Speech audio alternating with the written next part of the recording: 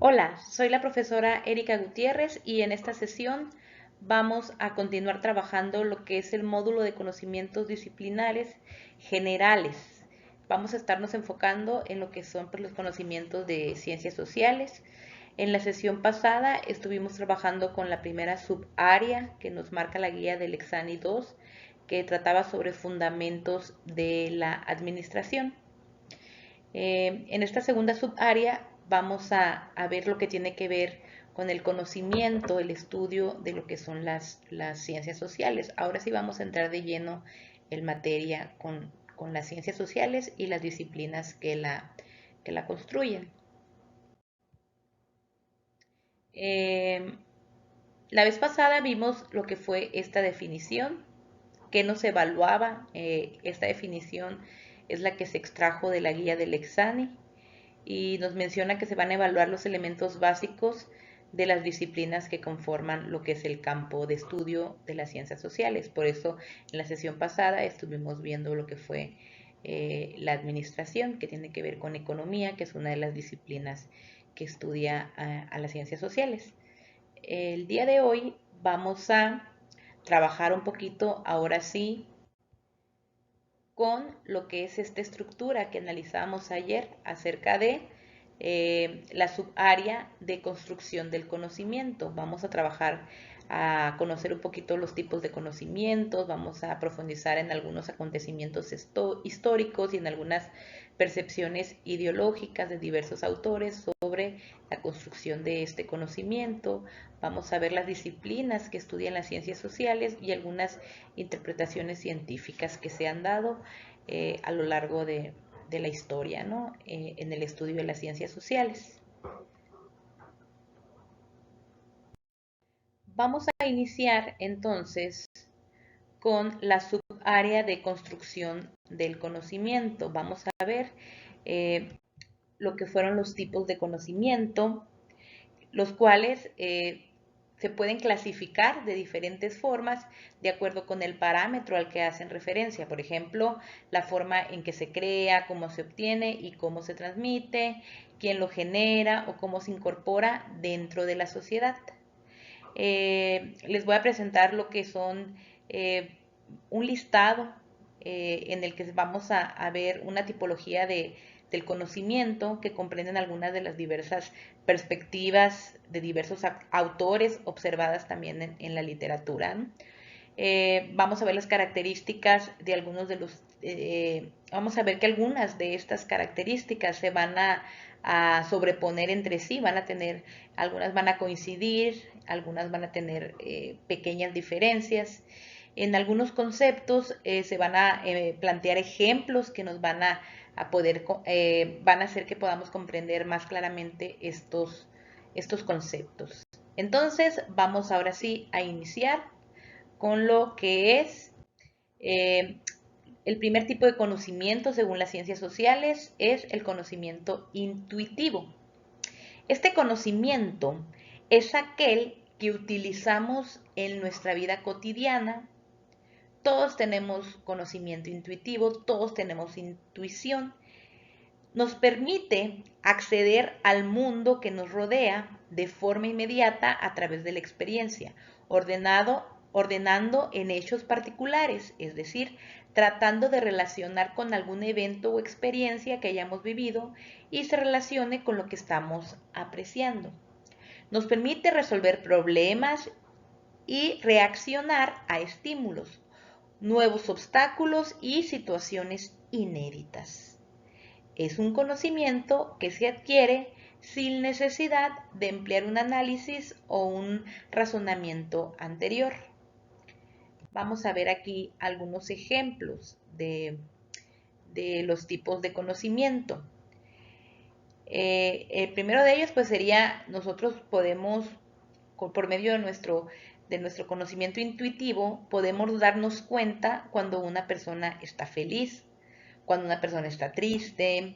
En general podemos pues saber, conocer los estados de ánimo de las personas, si se siente sola, si está nerviosa, si está llorando, porque es algo que lo podemos apreciar, lo podemos observar a simple vista, es algo que a veces se puede notar. Otro ejemplo sería las estaciones del año. Nuestro conocimiento intuitivo nos dice que si estamos en tiempo de invierno, nuestra experiencia nos dice que nos tenemos que abrigar, ¿verdad? Porque hace frío, es algo que podemos comprobar, es algo que podemos percibir. Si hace calor, pues no me voy a poner una chamarra, ¿no? Me voy a poner ropa un poquito más fresca. Entonces, de eso se trata este conocimiento intuitivo, que es nuestra intuición la que nos hace obtener este conocimiento, la que nos hace aprender.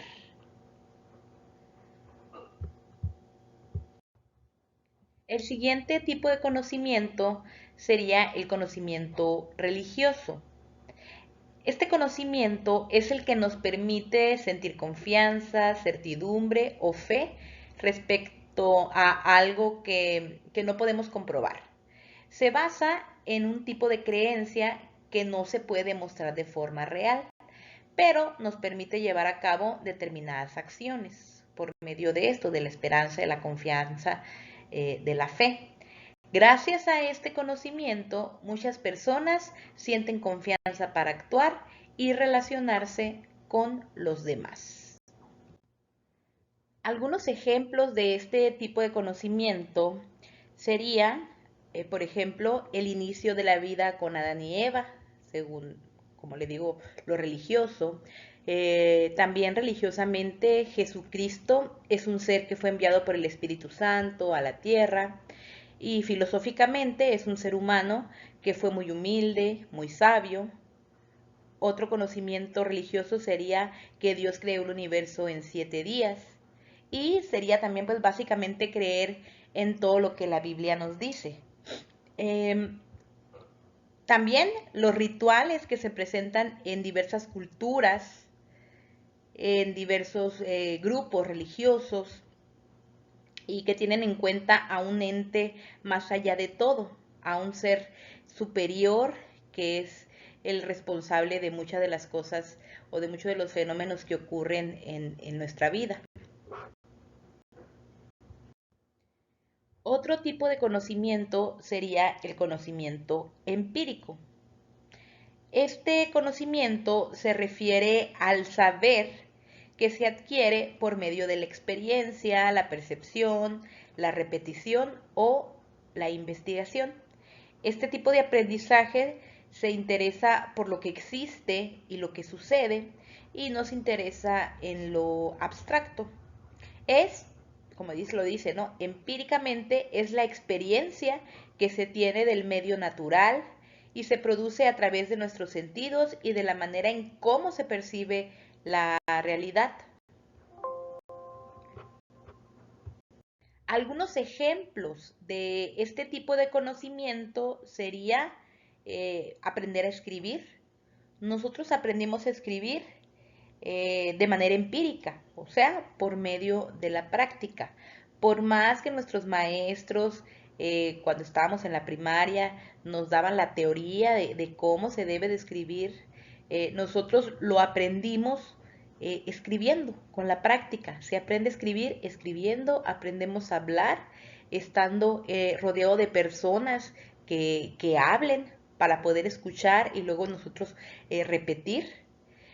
Otro ejemplo sería el conocimiento de los idiomas. Este conocimiento solo es posible si se practica de manera escrita y también si se practica de manera oral y escuchando, ¿no?, a las demás personas hablando. Hay personas que toman clases de inglés, pero no aprenden tan bien como una persona que va directamente a ese país donde se habla el idioma, convive con personas hablantes de ese mismo idioma y así esa persona lo aprende mejor y lo puede aprender más rápido. Repito, de manera empírica, empíricamente. Otro ejemplo sería el reconocer el color de las cosas. Es por medio de la experiencia también y el aprendizaje inconsciente que nos han inculcado nuestros papás, porque nuestros padres nos dicen, este es el color rojo, este es el color azul, y nosotros lo aprendimos porque lo podemos ver y porque ellos nos lo dicen. Y también aprender a caminar o andar en bicicleta, manejar algún vehículo, es algo que también lo aprendemos de manera empírica, ¿no? Y se va desarrollando por medio de la experiencia que nosotros tengamos. Otro tipo de conocimiento sería el conocimiento filosófico. Es a través de la historia de la humanidad la necesidad por conocer lo que es el hombre, lo que es el mundo, el origen de la vida y saber hacia dónde vamos también, hacia dónde nos dirigimos. Esto ha sido una gran inquietud para este conocimiento filosófico. Las respuestas se han ido acumulando y han surgido muchas más preguntas. Entre más respuestas se tengan, más preguntas vamos a tener. El conocimiento filosófico es aquel razonamiento puro que no ha pasado por un proceso de praxis o experimentación metodológica para probarlo como cierto. Puede ser algo que nosotros creemos, ¿no? Por ejemplo, si nos preguntamos qué es la vida, qué es el amor, qué es la amistad, seguramente cada persona va a tener una concepción acerca de ello. Algunos ejemplos de este tipo de conocimiento sería lo que les estoy comentando ahorita, ¿no? Que todos somos filósofos en alguna parte de nuestra vida, en cierto momento, desde escribir una carta de amor, el escribir una canción, hasta una larga reseña de lo que es la vida o una digresión de lo que es el conocimiento. El pensamiento filosófico no se limita a opiniones ni argumentos comprobables o sometidos a un análisis metodológico, como les decía. Vamos a ver ahora el siguiente tipo de conocimiento, que es el conocimiento científico. Este conocimiento es apoyado por su suposición y comprobación. Este sí es comprobable. ¿Por qué? Porque se sigue un método riguroso y se obtienen conclusiones que son objetivas. Esto es, independientemente de la voluntad o subjetividad de las personas que participan en el proceso de investigación. El conocimiento científico se apoya de la investigación, analiza, busca una explicación factible, busca reconocer y recorrer un camino para llegar a una conclusión o a varias conclusiones. Algunos ejemplos de este tipo de conocimiento sería, pues lo tenemos por acá por este lado, lo que es el uso, todos aquellos conocimientos en los que para comprobarlos pues tenga que hacer uso del método científico, que es observar detalladamente un fenómeno, generar una teoría, buscar, investigar una explicación, llevar a cabo un análisis, poner a prueba esta teoría y también comprobar los resultados para obtener las conclusiones finales. La Tierra gira en torno al Sol. Ese es un tipo de conocimiento científico, es algo que ya se investigó y ya se pudo comprobar.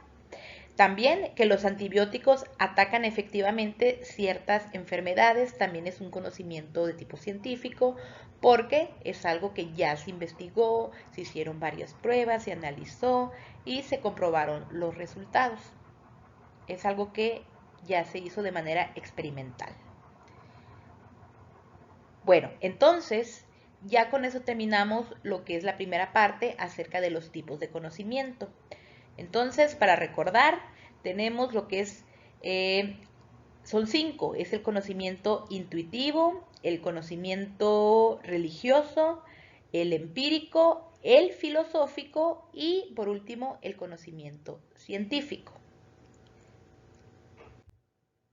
Ahora vamos a hablar acerca de algunos acontecimientos históricos importantes en lo que fue la transformación de la sociedad y por lo tanto importantes en lo que es el área de las ciencias sociales. Son estos 3 que vamos a analizar: la revolución científica, revolución industrial y terminaríamos con la revolución francesa. La revolución científica fue un periodo que tuvo lugar entre los siglos XVII y XVIII, en el que hubo cambios de paradigmas sobre la manera de analizar y observar la realidad. surgieron nuevas visiones de la naturaleza a modo de disciplinas que reemplazaron la visión griega en torno a la ciencia que había dominado el pensamiento durante unos 2000 años.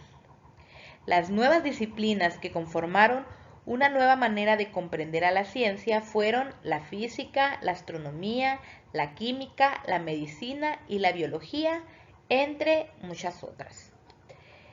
Aquí, la superstición y la religión fueron reemplazados por la ciencia, la razón y el conocimiento demostrable, dejando atrás en especial la atribución de responsabilidades a seres sobrenaturales o a seres superiores, ¿verdad?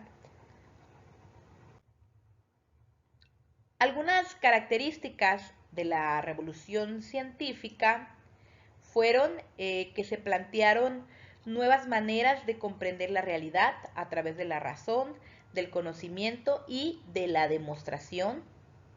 Se derivaron viejas creencias como que la Tierra era el centro del universo. Antes se pensaba que la Tierra era el centro del universo. Se propuso lo que fue el método científico de investigación. Se reemplazó la lógica aristotélica en torno al cosmos por el conocimiento adquirido a través de la observación y la experimentación. Se crearon instituciones para avalar la investigación científica y también se desarrollaron importantes progresos en matemáticas que impactaron en diversas disciplinas como la física, la astronomía, la química.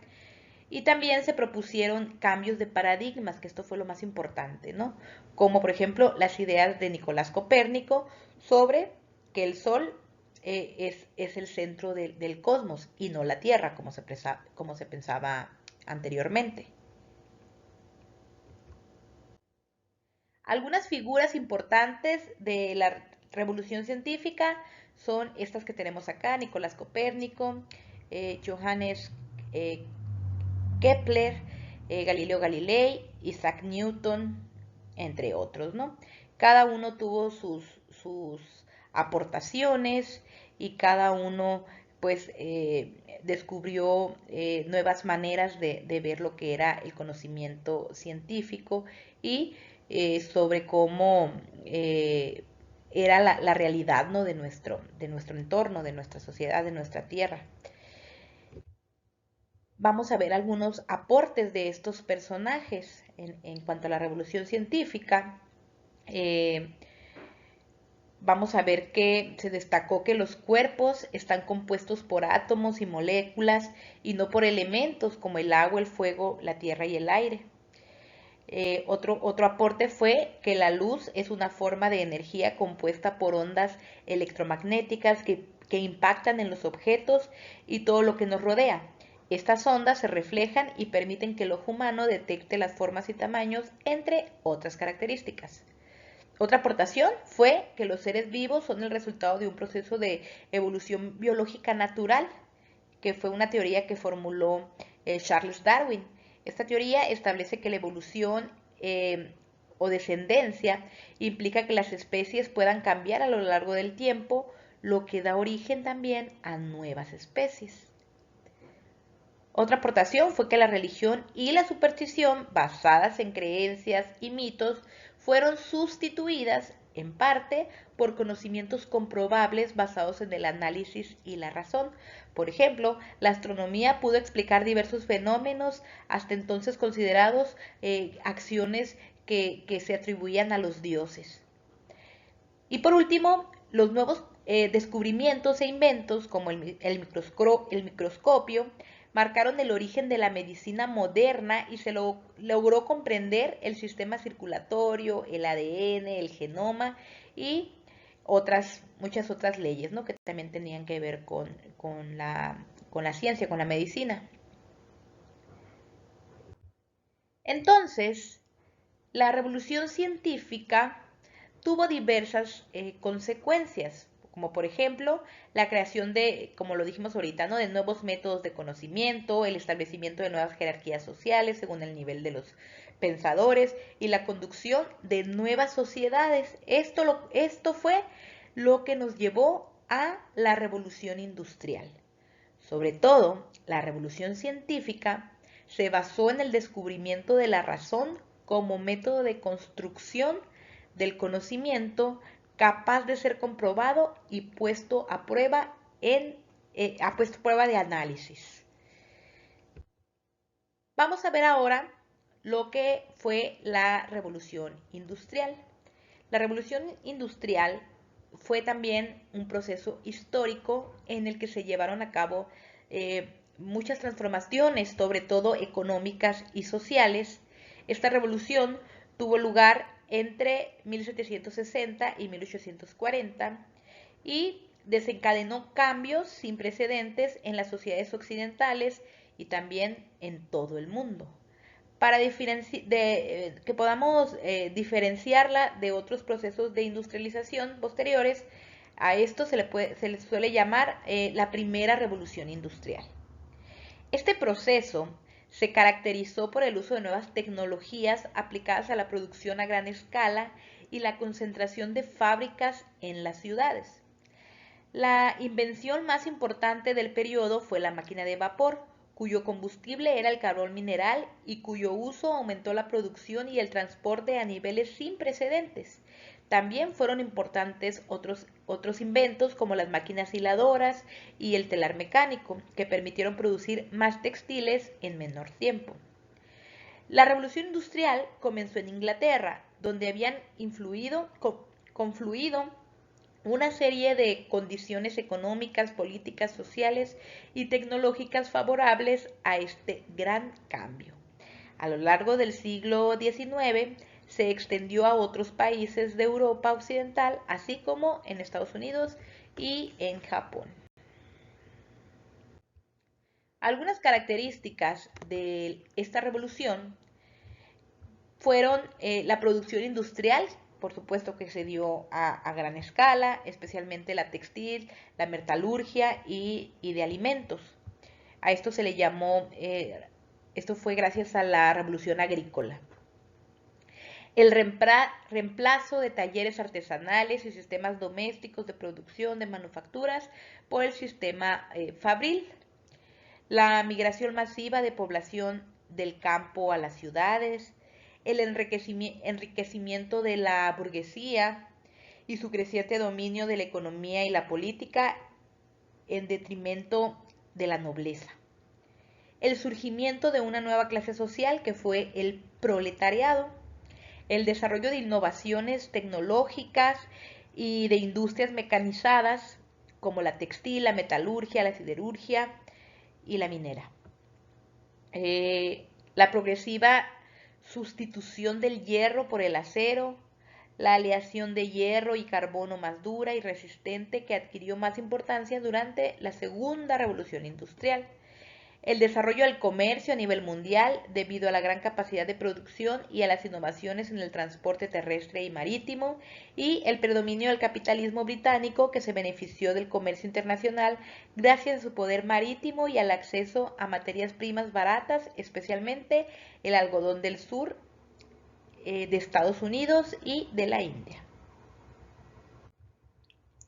Los principales inventos que se dieron en esta revolución industrial fueron las nuevas tecnologías que se aplicaron, fueron los que tenemos aquí, que podemos ver aquí las imágenes, que fueron las máquinas textiles, el principal, que fue la máquina de vapor, y el alumbrado público a gas. Consecuencias de la revolución industrial.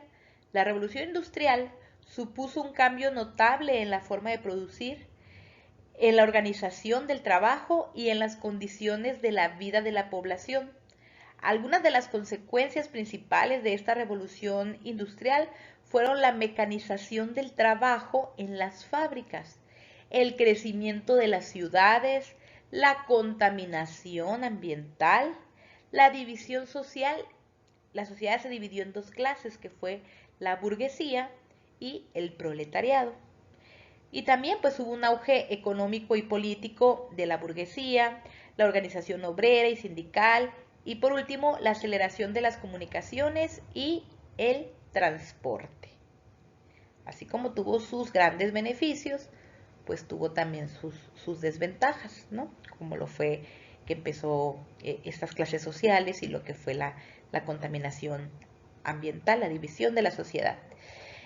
Bueno, vamos a ver la siguiente y última revolución que vamos a analizar en esta sesión sería la Revolución Francesa. Esta revolución fue un proceso de transformaciones sociales y políticas que comenzó en 1789 y terminó aproximadamente en 1799, alrededor de 10 años. Inició como un levantamiento protagonizado por sectores burgueses, nobles y populares contra la monarquía absolutista y contra los privilegios de la nobleza en Francia. A lo largo de los años se convirtió en un periodo de conflictos violentos, no solo contra los partidarios eh, del absolutismo, sino también entre distintas facciones dentro del bando revolucionario.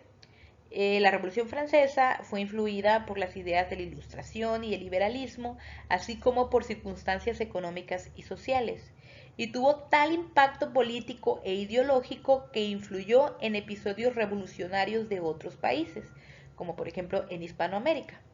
Y se le suele considerar el inicio de la edad contemporánea. La Revolución Francesa se considera el inicio de la edad contemporánea.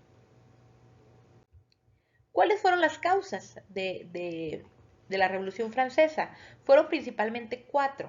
La primera fueron causas económicas. Se dieron una serie de malas cosechas que afectaron principalmente a los más pobres, que no podían pagar los precios más altos de los alimentos, y a los campesinos. Hubo un importante déficit del Estado por sus gastos de lujos de la corte y del ejército, y los privilegios señoriales implicaban una explotación sobre los campesinos que no disminuía en épocas difíciles. Otra fueron las causas políticas. El absolutismo se aleja de sus aliados nobles y burgueses. Las causas sociales. Las penurias económicas causaban frecuentes revueltas que no lograban cambios puntuales, pero sí creaban un clima de insurrección. Aparece también una nueva clase social, que es la burguesía. Es un sector sin privilegios de la nobleza, pero que también tenía poder económico. Y por último, también fueron causas culturales. La idea de la Ilustración va en contra del poder absoluto y de la participación del clero en cuestiones del Estado. Entre los pensadores de esta revolución se encuentra Locke, Rousseau, Montesquieu y Voltaire, ¿no? Que fue lo que vimos ahorita.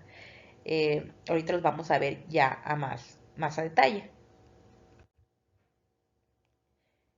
Bueno, esas fueron las causas. Ahora vamos a ver las consecuencias que trajo la Revolución Francesa. La primera, pues que fue el fin del feudalismo, de la servidumbre, de la prisión por deudas y de los privilegios del clero y la nobleza. También queda establecida la Declaración de los Derechos del Hombre, que servirá de modelo para otros manifiestos similares, de similares características. La política local, la inestabilidad política posterior a la revolución, llevó al golpe de Estado de Napoleón Bonaparte en 1799. La cultura, se estableció un sistema métrico que luego fue adoptado también por otros países europeos. Y por último, en cuanto a política internacional, la Revolución Francesa demostró la posibilidad del fin de las monarquías absolutas.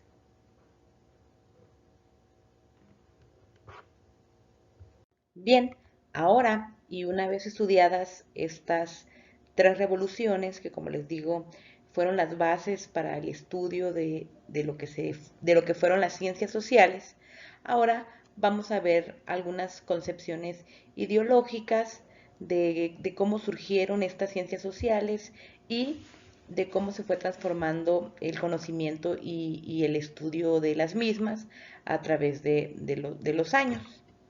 Las ciencias sociales surgieron en el siglo XIX, derivado de los cambios sociales, políticos y económicos que surgieron desde el siglo XVI, como les digo, con las revoluciones que acabamos de estudiar, siglo XVI, XVII y XVIII. el desarrollo de la filosofía positiva decretó que las antiguas disciplinas que estudian a la sociedad podrían convertirse en verdaderas ciencias, como lo eran las ciencias naturales, solo si tenían la capacidad de adoptar el mismo método de investigación que estas últimas, o sea, el método científico.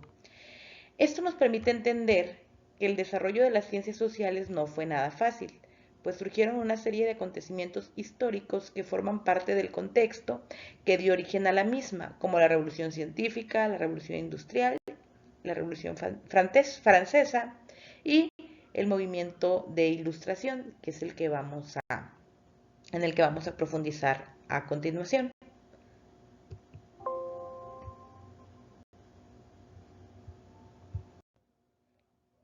El movimiento de Ilustración marcó el término de siglos de oscuridad e ignorancia para dar paso a la luz que conlleva el desarrollo del pensamiento, ideas, las artes, las ciencias naturales y sociales.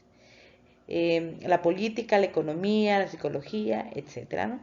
La medicina, la fe y la matemática, por supuesto.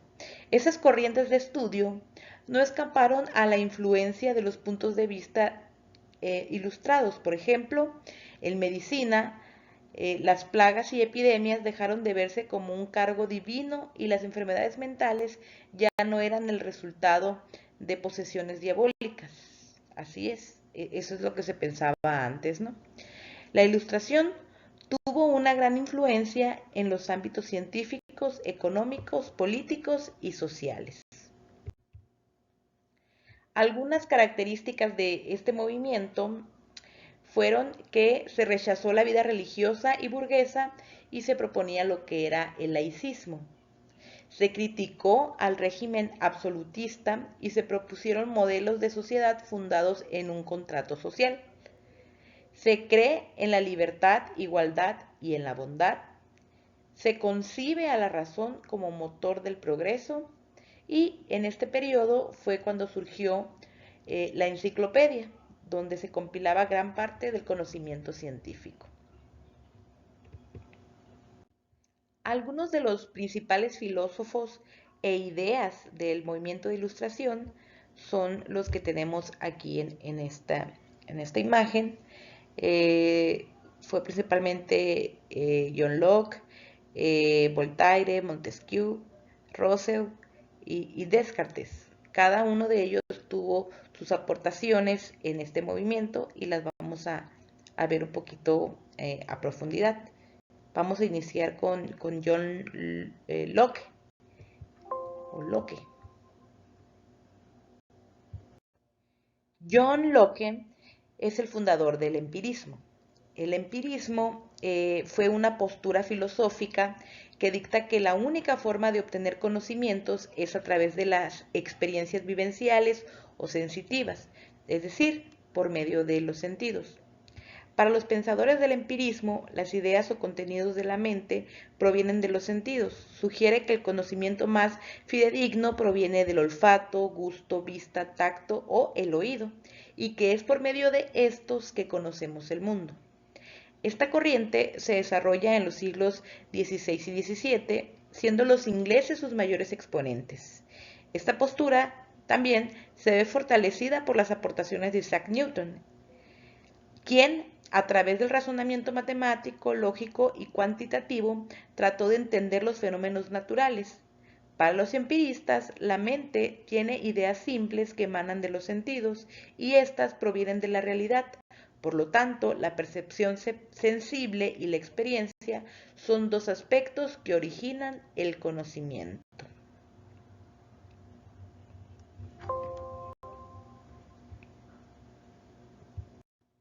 Como ya lo comentamos, su mayor exponente es John Locke, a través de su obra Ensayo sobre el conocimiento humano, en 1690. Señala que el conocimiento se queda de manera inmediata en las propias ideas. El empirismo fue defendido también por otros filósofos ingleses durante el Renacimiento y la Ilustración, los cuales fueron más comprometidos con esta postura filosófica. Para identificar la relación de la filosofía empirista con las ciencias sociales, tenemos que considerar lo siguiente. Lo primero es que la realidad se puede conocer a través de nuestra experiencia y nuestros sentidos. También se consideró que el conocimiento es posible a partir de la experiencia que tenemos del mundo y de la realidad. Y por último, que los fenómenos y los hechos pueden ser comparables. Llega entonces otra de las corrientes por medio de René Descartes, que es el racionalismo. El racionalismo es la corriente de pensamiento que se opone a las ideas empiristas. Surge como producto del análisis de los planteamientos teóricos que se proponían en las ciencias. Se caracteriza por la inclusión de la lógica matemática, la geometría y el paradigma experimental de la física a los postulados filosóficos, y porque propone sustituir la experimentación por el razonamiento de las cosas, sus fuerzas y su naturaleza. Los principales fundamentos del racionalismo se centran en el poder de la razón por encima de todo y el uso del método lógico-matemático para explicar cualquier idea. Para los racionalistas, todo lo que podemos percibir del mundo es posible, gracias a la razón, lo cual se convierte en el fundamento de todo cuanto conocemos. Su máximo exponente, como ya lo mencioné, fue el físico, matemático, filósofo y científico francés René Descartes, pionero de la filosofía moderna, que contribuyó con su método denominado como duda metódica, que consiste en dudar de los conceptos que hasta este momento se habían aceptado como válidos. Su pensamiento se puede resumir en los siguientes puntos. Primero, propone el método de la duda para construir el conocimiento. Plantea la importancia del uso de la razón para comprender la realidad. También sugiere la eliminación del prejuicio a fin de producir conocimientos que sean verdaderos. Y por último, nos dice que solo se puede conocer lo que existe por medio de la razón. Los postulados del racionalismo establecieron un método en el cual la experiencia no puede ser la fuente más confiable del conocimiento, ya que es posible que los sentidos no capten en su totalidad la realidad, o bien que la mente malinterprete, por lo cual consideran que el conocimiento más seguro no es el proporcionado por la experiencia, sino el que se da a partir del método deductivo. El racionalismo dota a las ciencias sociales como mecanismos de comprobación mediante la lógica y la deducción. También sugiere a toda disciplina social el uso de la razón como principal criterio para producir conocimiento y también para validarlo. Surge entonces otra corriente de pensamiento que es el evolucionismo unilineal. Este evolucionismo, al igual que el positivismo, relaciona las ciencias naturales con las ciencias humanas o sociales y sostiene que las especies orgánicas existentes han surgido por la variación de especies anteriores. Tiene su base en la teoría de la evolución de Charles Darwin y propone un cambio.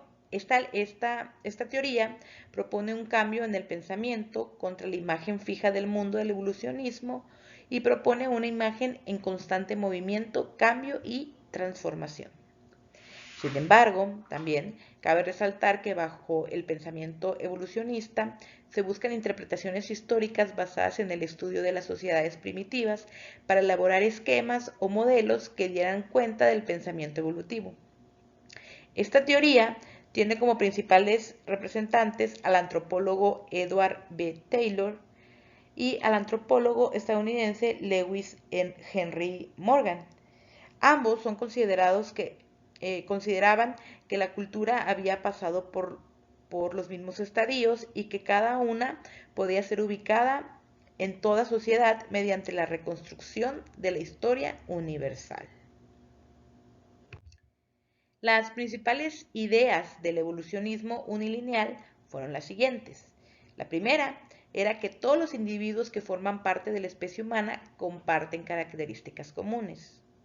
Segunda, que el hecho de que haya costumbres y tradiciones ancestrales que todavía subsisten en las culturas modernas es un indicador de que todas las sociedades han tenido un pasado primitivo en común. Para entender la evolución cultural, es fundamental comparar a todas las culturas para reconstruir sus estadios históricos y ubicar a la sociedad moderna occidental como la más avanzada. También nos decía que el recorrido evolutivo es unidireccional y todas las culturas han transitado por las mismas etapas para llegar progresivamente a un lugar más desarrollado. Y por último nos decía que el cambio de un estadio a otro se da a causa de las transformaciones tecnológicas, las relaciones de parentesco, la forma de propiedad, el sistema político y la organización social.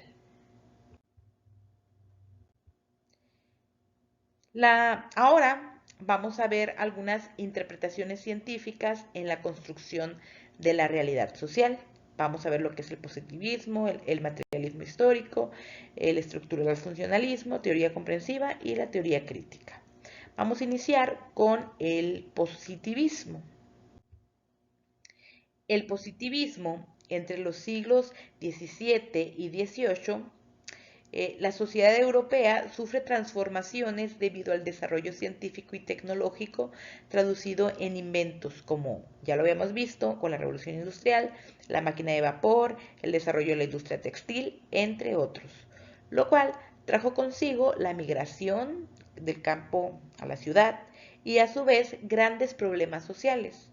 El positivismo surge a principios del siglo XIX como una teoría que se opone a las explicaciones teológicas, buscando imponer el método experimental y el objetivismo de la ciencia para aplicar los fenómenos sociales. Aquí tenemos a Auguste Comte como el fundador del positivismo. Esta propuesta también plantea un método basado en la experimentación, observación y recolección objetiva de datos, a fin de buscar explicaciones a las causas que originan los fenómenos. Además, plantea que el desarrollo de la humanidad es lineal. Su lema fue orden y progreso, lo cual implicaba que, para llegar al progreso, habría que evitarse los conflictos y los movimientos sociales. Según los positivistas, para producir conocimiento es necesario utilizar el método científico, el cual consiste en una serie de procedimientos que se establecen para formular un problema de investigación, proponer explicaciones tentativas o hipótesis, hasta establecer la metodología de la investigación, observar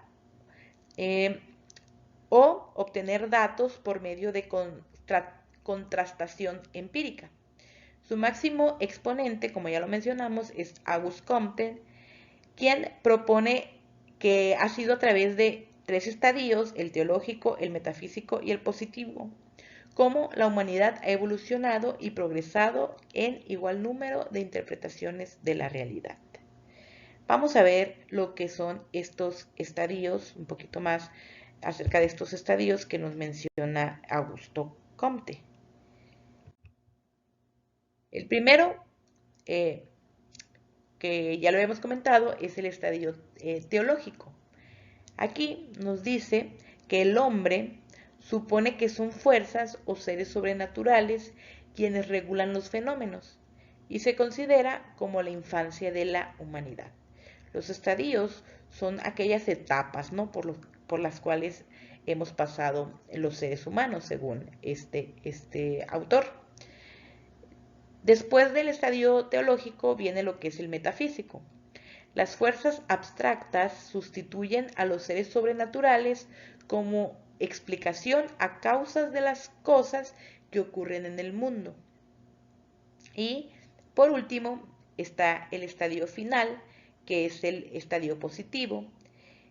Y también Auguste Comte nos dice que este es el estadio más importante, porque en esta etapa los hombres abandonan las ideas no científicas como los seres sobrenaturales y las fuerzas misteriosas y se centran en la búsqueda de las leyes naturales que gobiernan todos los fenómenos.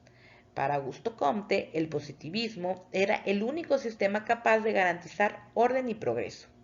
El orden se proporcionaría gracias a la restricción del desorden social e intelectual y el progreso mediante la extensión del conocimiento y la perfección de la relación entre las partes del sistema social, de modo que la sociedad pudiera acercarse a la meta última. Vamos a ver ahora lo que fue el materialismo histórico. Este es un modelo teórico a partir del cual Karl Marx hace un análisis de las condiciones económicas y sociales producto de las sociedades capitalistas y afirma que la manera en que las personas satisfacen sus necesidades materiales determinaba la forma en la que se relacionan económica y socialmente. Esta teoría plantea que las condiciones económicas y las formas de poseer los bienes materiales son determinantes en la conformación y en la transformación de la sociedad. Vemos entonces que la teoría marxista nos dice que el estudio de la sociedad no debe partir de lo que los hombres dicen o piensan, sino de la manera en la que producen los bienes materiales que requieren para la vida. La estructura de la sociedad se entiende mediante dos elementos, que es la estructura económica, la cual nos dice que son fuerzas productivas que transforman a la naturaleza en productos, a fin de satisfacer las necesidades básicas de la sociedad, así como los medios de producción que en ella se utilizan. Y tenemos lo que es la superestructura. Aquí se refiere a los elementos que se encuentran sobre la estructura económica, como las instituciones sociales, políticas, religiosas, educativas y normativas. Para Karl Marx, en la historia humana pueden reconocerse diferentes etapas según los modos de producción predominantes en cada periodo. Tenemos lo que es el comunismo primitivo, que se trataba de la economía de subsistencia de las comunidades pequeñas de cazadores, recolectores durante el periodo paleolítico. Era una economía en la que se compartía todo lo obtenido y que no permitía la acumulación de bienes. Como no había propiedad individual, pues tampoco existían las clases sociales. Después llegó el modo de producción esclavista. El modo de producción esclavista, nacido con el descubrimiento de la agricultura, era típico de las civilizaciones antiguas que sostenían su producción de alimentos con mano de obra esclava. En este modelo, las clases sociales privilegiadas gozaban de tiempo libre y lo dedicaban al perfeccionamiento militar, al desarrollo de las artes y al desarrollo de la cultura. Después tenemos lo que es el modo de producción feudal. Este sistema era propio de la Edad Media europea y hacía de la tendencia de las tierras el factor económico más importante. Distinguía entre aristócratas terrenales, terratenientes y entre los siervos. Estos cultivaban las tierras de los señores feudales a cambio de protección, justicia y de estabilidad social. Y por último tenemos el modo de producción capitalista, que este sistema nació con la revolución industrial, en la que gran parte del campesinado se transformó en lo que fue la clase obrera. La burguesía, dueña de grandes capitales y las fábricas, se convirtió en la clase explotadora y se beneficiaba del trabajo obrero. Karl Marx sostenía que la lucha de la clase obrera debía guiarse para alcanzar el socialismo y luego lo que era el comunismo, como las siguientes etapas de la historia de la humanidad. En el socialismo sostenía que el capitalismo crearía las condiciones para su propia superación. La lucha de la clase obrera llevaría a la toma del poder y la creación del socialismo como transición entre el capitalismo y el comunismo.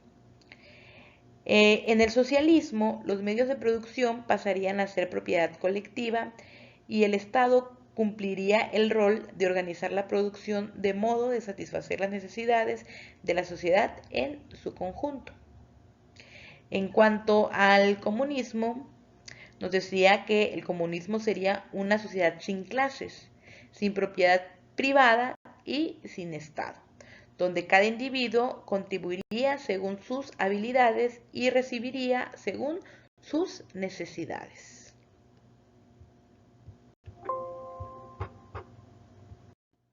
Bien, otra de las teorías fue el estructural funcionalismo.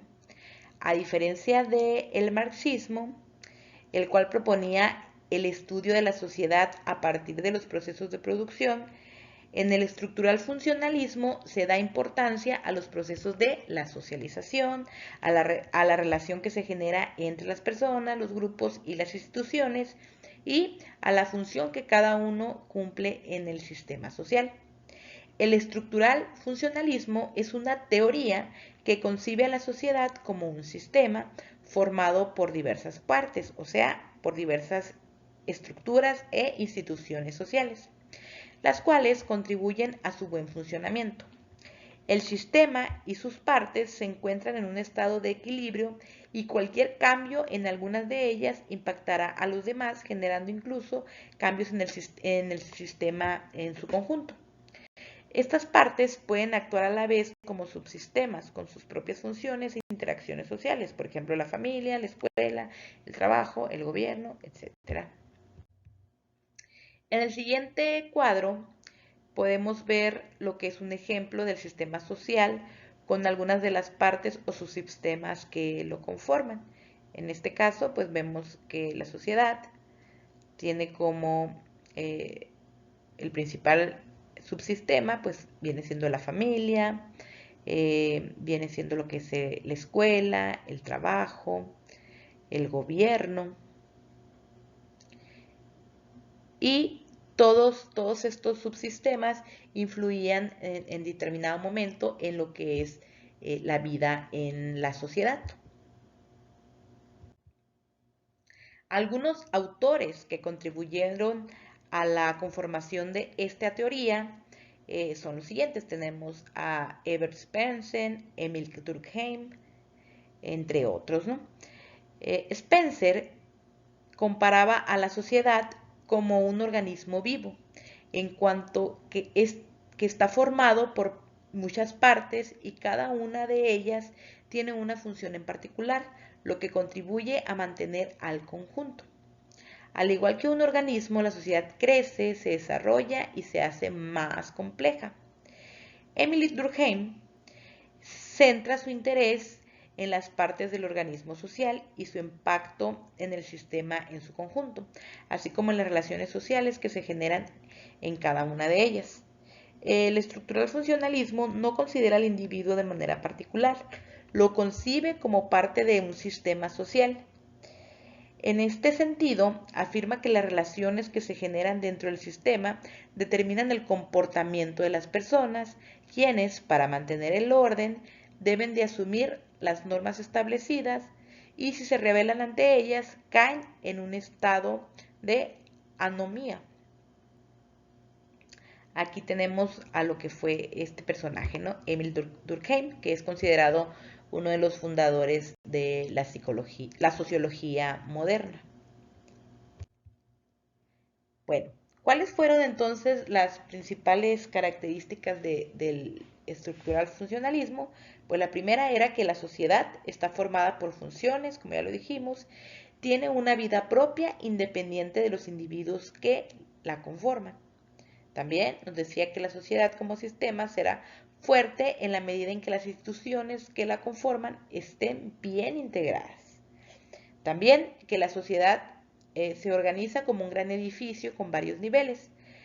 A cada una ocupa en estratos un sitio al que se denomina estatus, con una función específica que se le denomina rol. Una sociedad será funcional cuando haya logrado un equilibrio mediante el establecimiento de patrones conductuales a los que se apegan los individuos que la conforman.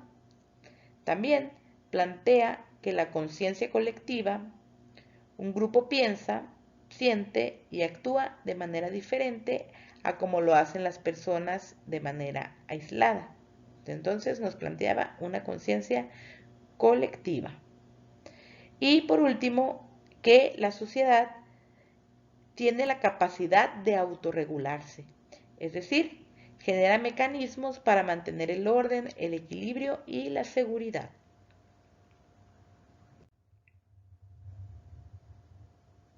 Vamos a ver también otra teoría que se le denominó teoría comprensiva. La teoría comprensiva fue una corriente de pensamiento que estudió a la sociedad a partir del análisis de la acción social que realizan las personas, con la intención de explicar las causas y efectos de su comportamiento. Tenemos entonces a Max Weber como el principal representante de esta teoría. Sí, el mismo Weber de la escuela estructuralista que vimos la sesión pasada. Según Weber, las ciencias sociales no solo deberían analizar la conducta de los individuos y los hechos sociales dentro de un sistema, sino considerar la manera en la que el individuo vive, siente, piensa su realidad, las normas que asume y las decisiones individuales que toma en el momento de actuar. Para Weber, los individuos son el elemento esencial del desarrollo social. A su vez, plantea que en la acción de los hombres siempre intervendrán valores adquiridos y que los hombres siempre persiguen fines a los cuales llegan utilizando diferentes medios. De ahí la importancia de las acciones individuales para poder estudiar a la sociedad. La acción social es entendida como las actividades que realizamos y que afectan a la conducta de otro. Desde esta perspectiva, el principal interés del análisis social debe ser la acción social y no tanto las estructuras. Las acciones sociales son las que se realizan de manera pública siempre en referencia a otro, a otra persona. Weber, entonces, distingue la acción social en 4 modelos de comportamiento según el tipo de fines que persigue los individuos y los medios que utilizan para realizarlos, y si unos u otros son racionales o emocionales. Tenemos primero lo que es la acción social tradicional. Este comportamiento es orientado por las costumbres, sigue pautas de qué hacer y cómo hacerlo, y el individuo no elige fines ni medios, estos pues ya están dados, ¿no? Un ejemplo de esta acción social, por ejemplo, sería cuando vamos a una fiesta sabemos que tenemos que llevar regalo. La acción sería darle un regalo a esa persona, pero no es algo que nos impulse, que salga de nosotros mismos, sino que es algo que sabemos que tenemos que hacer porque la vida en sociedad así nos los ha dictado, que es lo que se debe de hacer. Tenemos que darle un presente a la persona que nos invita a su fiesta, ¿no? A su festejo. Tenemos entonces lo que es la acción social afectiva, que es el comportamiento orientado por las emociones. La reacción emocional es un acto que no se piensa, no es un acto pensado, y los fines y medios los dictan los impulsos emocionales. Un ejemplo sería pues cuando nuestra mamá nos hace comida, cuando una persona pues ayuda a otra, pero con el único motivo de que siente aprecio o que siente amor por ella. Otra acción social sería la racional. Esta es aquella que va de acuerdo con los valores. Aquí, los fines que orientan al individuo están determinados por las creencias y convicciones. Quiere decir, pues, el deber ser. El individuo solo decide el medio para llevarlos a cabo. Fíjese bien, en este tipo de acción, a veces nosotros hacemos acciones sociales que las hacemos porque sabemos que es el deber ser, es algo que se debe de hacer, aunque eso no sea algo que nosotros queramos. Por ejemplo, si quiero ir a visitar a alguna persona que esté enferma o si quiero ayudar a alguna persona que lo necesite, si dono mi dinero a algún lugar, pero con el fin, sin ningún fin, ¿no? Sin querer, sin esperar nada a cambio, más bien hacerlo porque sé que es algo bueno y es algo que se debe de hacer. Y por último tenemos la acción social, que es racional de acuerdo con los fines. Aquí el comportamiento se hace de acuerdo a la libre elección de expectativas y metas que se quieren lograr. Aquí no son impuestos, es algo que surge de la persona y el individuo selecciona los fines y medios para lograrlo. Es aquella acción social que nosotros realizamos, pero con el fin de obtener algún beneficio, obtener algo a cambio. Al interactuar entre sí, cada individuo aporta una gama de experiencias, valores, intenciones, ideas, sentimientos, motivaciones y formas de concebir el mundo. Por eso, si se analiza al sujeto, se puede explicar y comprender a la sociedad. Vamos a ver ahora lo que fue la teoría crítica. Esta teoría surge de un grupo conocido como Escuela Frankfurt, fundada oficialmente en 1923, conformada por intelectuales alemanes, entre ellos economistas, filósofos, sociólogos, psicólogos, cuyo propósito principal era comprender a la sociedad moderna y los impactos del capitalismo en la vida de las personas. Entre los principales representantes de esta teoría tenemos a Jürgen Habermas. Este fue el principal representante de la teoría crítica, entre otros, ¿no? Que también tenemos por acá. El contexto de los teóricos de Frankfurt se ubica entre las guerras mundiales, la crisis económica, la época de la posguerra y el auge del capitalismo moderno. Esto va a determinar sus críticas al marxismo y sus aportaciones respecto al estudio de la sociedad y de sus actores. En la teoría crítica se orienta su análisis a la superestructura, que son las instituciones sociales, políticas, religiosas, educativas, normativas, culturales, más que a la estructura económica, como lo hacía en el marxismo, con el fin de comprender los elementos objetivos de la vida en la sociedad. El positivismo y su método científico aplicado al análisis de la sociedad también fue criticado por esta corriente teórica, argumentando que excluye de su estudio a la acción humana. Y uno de los objetivos de esta teoría fue analizar la represión cultural del individuo en la sociedad. Si el marxismo se plantea la explotación económica entre la burguesía y el proletariado en el proceso productivo, en las sociedades modernas, la tecnología moderna, o sea, que surge como problema social predominante. Las principales características de esta teoría crítica son las siguientes. La primera es que tiene un interés particular en el estudio de la cultura de masas, es decir, cómo se puede llegar a enajenar la sociedad por medio del cine, la publicidad, la televisión, etc. Pretende también evitar que sigan surgiendo ideas totalitarias e injusticias sociales como las del nazismo y el stalincismo, privilegiando el uso de la razón. Los problemas sociales no deben ser estudiados parcialmente y desde un solo enfoque. Debe aplicarse una perspectiva integradora. También se caracteriza por ser una interdisciplina, ya que pretende apoyar el desarrollo del hombre con una mirada más integral. También plantea el poder desconocer como científico cualquier conocimiento que no favorezca la libertad de las personas y la mejora de la sociedad. Por último, considera que la ciencia debe estar al servicio de la vida pública. Se enfoca también al estudio de la relación entre ciencia, tecnología y sociedad y propone construir saberes que permitan al hombre vivir en libertad y en condiciones igualitarias dentro de una sociedad.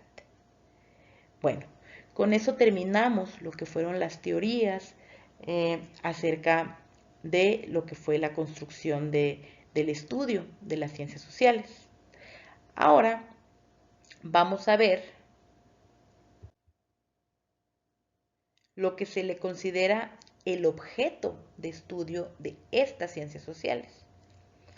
En este último bloque, ya con esto vamos a terminar, vamos a ver pues cuáles son esas disciplinas que estudian las ciencias sociales y cuál es el objeto de estudio de cada una de ellas. Tenemos lo que es la antropología, la ciencia política, derecho, economía, geografía, historia, psicología y por último veremos la sociología. Es importante mencionar que las ciencias sociales constituyen un campo de conocimiento integrado por diversas disciplinas, como ya les digo, que éstas establecen distinto tipo de relaciones para explicar, interpretar y comprender los hechos, fenómenos y procesos sociales. Cada una de estas disciplinas estudia al sujeto social y lo delimita la realidad en sus aspectos históricos, geográficos, sociológicos, jurídicos, políticos, económicos, antropológicos y psicológicos. La característica diferenciadora entre las ciencias naturales y las ciencias sociales es que los seres humanos poseen habilidades cognitivas específicas que crean una conciencia y representaciones mentales abstractas que en general influyen en su comportamiento y crean unas reglas de interacción entre individuos que son complejas. Por tanto, a diferencia de las ciencias naturales, introducen los hechos mentales reales o supuestos. Podemos decir que la ciencia es el conocimiento cierto de las cosas. En el caso de las ciencias sociales, este conocimiento está dado por diferentes o varias disciplinas, como las que vamos a ver. Entonces, ahora sí, a continuación. Vamos a iniciar con antropología. La antropología es el estudio de la humanidad, de los pueblos antiguos y modernos y de sus estilos de vida. Dada la amplitud y complejidad del tema, las diferentes ramas de la antropología se centran en distintos aspectos o dimensiones de la experiencia humana. Algunos antropólogos estudian la evolución de nuestra especie, denominada científicamente Homo sapiens, a partir de especies más antiguas. Y otros investigan cómo el Homo sapiens ha llegado a poseer la facultad exclusivamente humana para el lenguaje, el desarrollo y la diversificación de los lenguajes y los modos en que las lenguas modernas satisfacen las necesidades de comunicación humana. Otros, por último, se ocupan de las tradiciones aprendidas de pensamiento y conducta que denominamos culturas, investigando cómo surgieron y se diferenciaron y cómo se diferenciaron las culturas antiguas y cómo y por qué cambian o pertenecen iguales las culturas modernas. ¿Por qué permanecen iguales las culturas modernas? La ciencia política es una ciencia social que estudia fundamentalmente el ejercicio, distribución y organización del poder en una sociedad. Se preocupa por estudiar los hechos políticos y la conducta política que se expresa de forma real y concreta en la interacción social. Describe los acontecimientos, procesos y las conductas calificadas políticas a través de expresiones de las diversas expresiones de la acción política. Toda la actividad que realiza gira en torno a la noción de poder y ello le ha llevado a ser conocida también como la ciencia del poder. Tenemos esta otra ciencia que va muy de la mano, que es el derecho. El derecho es la ciencia social que se dedica al estudio, la interpretación y el ordenamiento del conjunto de normas y principios con los que una sociedad determinada elige regir su vida social para intentar alcanzar los ideales de justicia, orden y equidad. En contacto también con otras disciplinas como lo que es la política, la economía, la sociología, la historia, la filosofía y pues la misma ciencia política que acabamos de ver. La economía es el estudio de la manera en que los hombres y la sociedad utilizan, haciendo uso o no del dinero, recursos productivos escasos para obtener distintos bienes y distribuirlos para su consumo presente o futuro entre las diversas personas y grupos que componen la sociedad. La geografía es la ciencia que estudia las relaciones sociedad-naturaleza con su fundamento espacial, dada por aquellas teorías de localización y distribución de los hechos que conforman la superficie terrestre. Tenemos también lo que es la historia, la cual es una ciencia social encargada de estudiar los eventos del pasado de la humanidad a través de distintas metodologías que analizan el contexto social, político, económico, geográfico y psicológico del hombre a través de su entorno.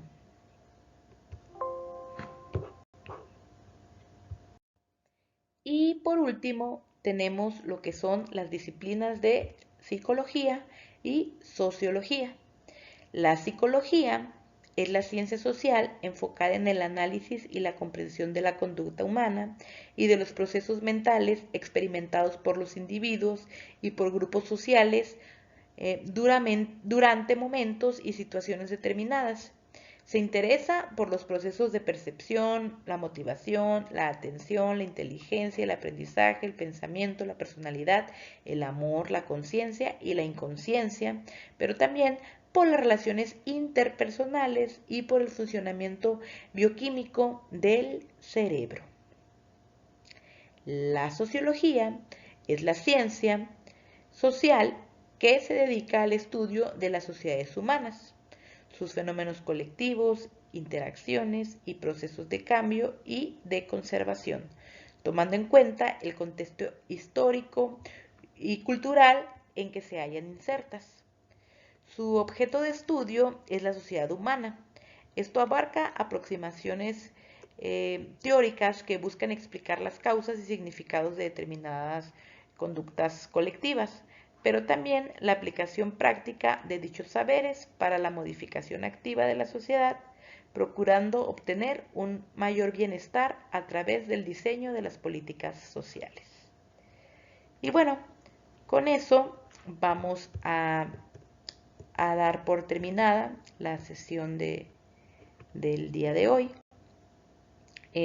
Ya sería la segunda subárea que vamos a analizar y el día de mañana vamos a continuar con la última, que ya tiene que ver con el estudio de las ciencias sociales y con los procesos de socialización. Entonces, bueno, con eso terminamos por el día de hoy. Muchas gracias por su atención.